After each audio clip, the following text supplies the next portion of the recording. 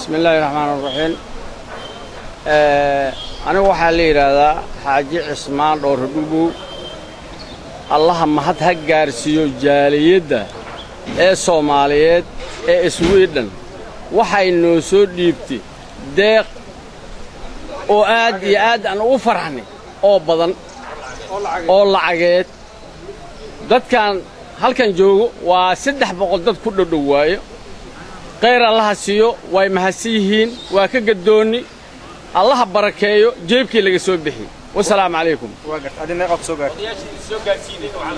odayaashana soo gaarsiisay ee sharafta leh ilaa shalay ilaa duraata taagan ayagana Allah qeyr siiyo Soomaali jooga aniga waxa ay soo gaartay $3 annagoo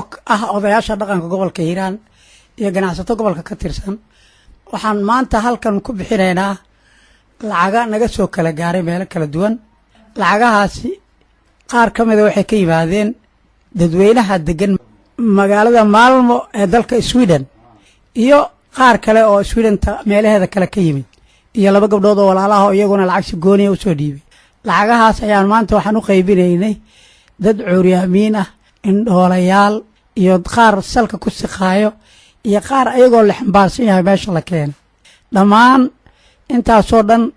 sidii la rabayna way u gaartay waana loo qaybiyey marka waxaan leeyahay dadweynihii lacagtaas la soo gaarsiiyey oo wakiilka u yahay maxamed nuur ciin ee la yiraahdo Malmo waxaan ka helnay $5,180 marka inta kalena meel waxaan ka helnay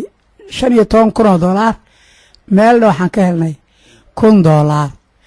labada gabdhaha $1,000 aan ka helnay qolada kalena $15,000 ayaan ka helnay sidii la rabayna lacagtaasi waa u baxday macnaha ummadii soo dhiibtana ilaahay ajri iyo xasanaad ka siiyo